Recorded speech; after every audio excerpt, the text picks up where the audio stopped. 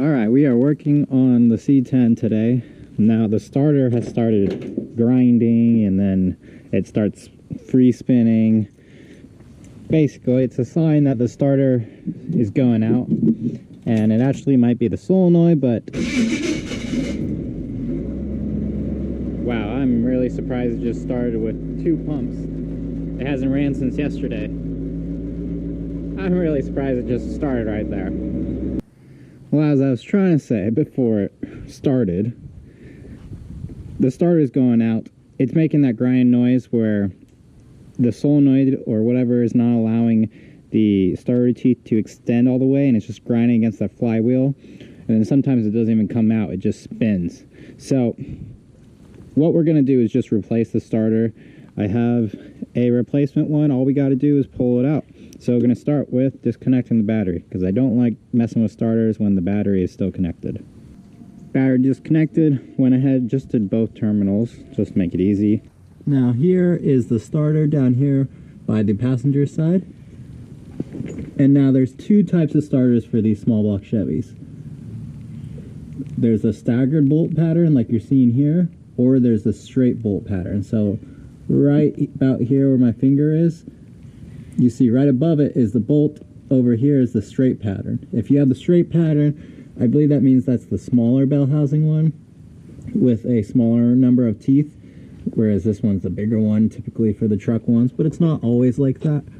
So that's how we identified one. So when we order one up, we got to make sure we get the right bolt pattern.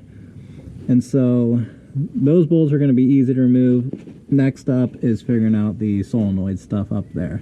But there's all the wires, so I think we can figure out what nut goes where. The battery positive terminal to the starter is a 13mm nut.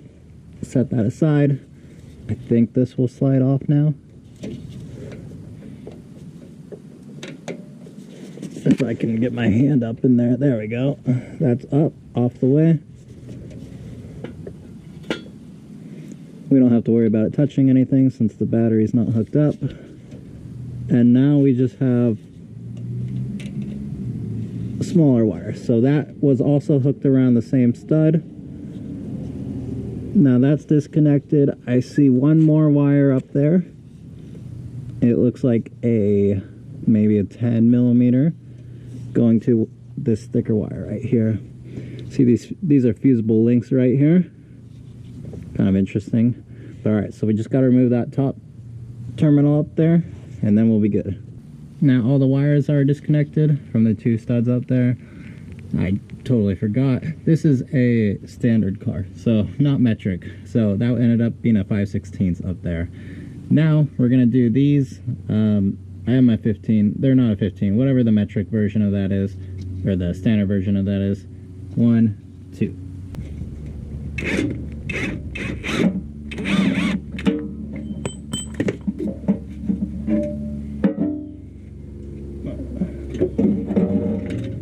There we go. So starters out. Since it was grinding up against stuff, I want to make sure the flywheel teeth are good, but they all look good. I don't see any marks against them. So yeah, I think we're good. And always compare old versus new, and in this case we got a massive difference. The old is tiny compared to the new one. And most importantly, this shape of the nose or the cone, that's different. This one's much, much longer. I wonder if this is the factory style and this one is some sort of replacement, maybe out of like a 90s GM. So this one was super easy to pull out. If this one fits, this one was way easier to handle. I think I want to try to find this one. The bolts are the same. They're both the staggered ones. But let's get some part numbers, see if we can find out what this is, and then return that. Well, it's been a few days. Ended up returning that big, bulky factory-style starter. Since we discovered this is much, much smaller. It has 11-tooth pinion gear. We already knew about the 168 flywheel / flex plate bolting pattern, but this is much smaller. Doing some research, the 11-tooth pinion gear means it's gear reduction. That's just fancy words. All that really matters is that it's much smaller form factor. So I found the part number off of it and ordered this one, which had the exact same part number. And when you compare them, they are identical. I don't see any differences. The only differences I see is the pinion gear is sticking out a little here, and it's not here. But, I mean, that just might be why this one was grinding. So, we have our direct replacement. Show you the part number was over here. If you can read that, that's what we looked off of. I think it says 125635524. 125655824, something like that. One of those. That's what we ordered. That's what we got. So let's go ahead and throw this in. Here's the old bolts that were in it. Only one of them has the knurl. This one doesn't. So I think this is just a generic hardware store bolt. This, not good. You need the knurl, otherwise this will back out. Thankfully it didn't. Now this new starter actually came with new starter bolts. They're the same size, same knurling. So kind of throw these in. That's bonus. Great. And the reverse of the removal, we have it fully installed with the terminals up here. Alright, so let's start it up. We didn't shim it. The old starter wasn't shimmed. In fact, I don't even have shim, so let's start it and hopefully this works. Alright, here we go. Time to find out. Was it that simple? And it sounds good. I don't hear grinding.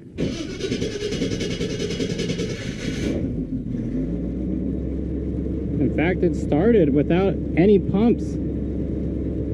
I don't know how that happened. Normally it doesn't do that, but it started good. No grinding.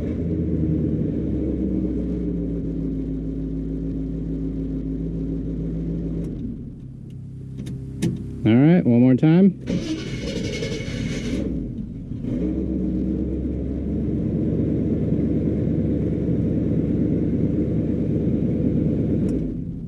I think I'm happy with that. Yeah, let's go.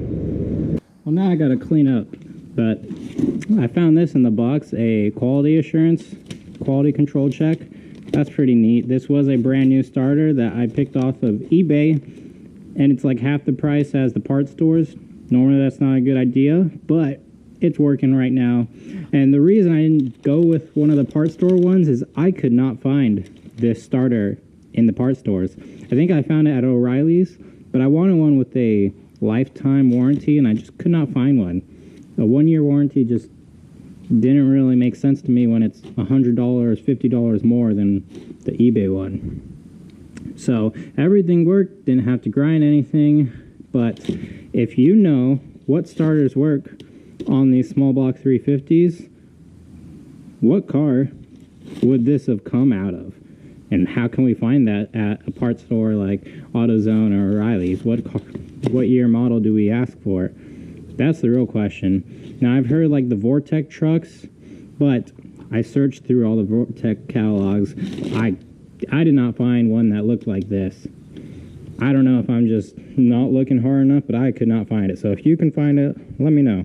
The Power Tour C10 lives another day. Thanks for watching. I'll see you in the next one.